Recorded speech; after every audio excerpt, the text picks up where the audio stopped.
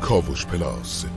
But when the society itself is structured such that it is fundamentally depriving people of crucial necessities, of emotional and psychological necessities, to the point where huge and disturbingly large numbers of people are contemplating suicide seriously, or are committing suicide, or are engaged in confronting very serious anxiety and depressive disorders, or are turning to substance abuse and alcoholism to the point where they're being killed or incapacitated from it.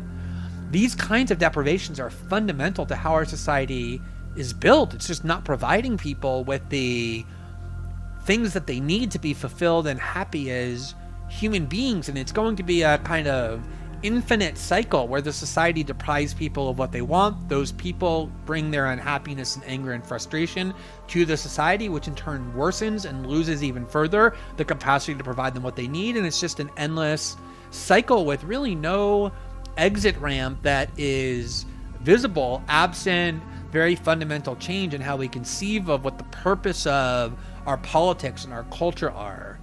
And until we start confronting the very fundamental and radical disconnect between how elites live and how the rest of the country lives, between how the richest people in society are benefiting from policies and prevailing ideologies, and how most of the country is continuing to suffer further from them regardless of the outcome of elections. These are trends that have been worsening over at least the last decade, since the 2008 financial crisis, which is 12 years ago now, and has obviously been exacerbated by the events of 2020.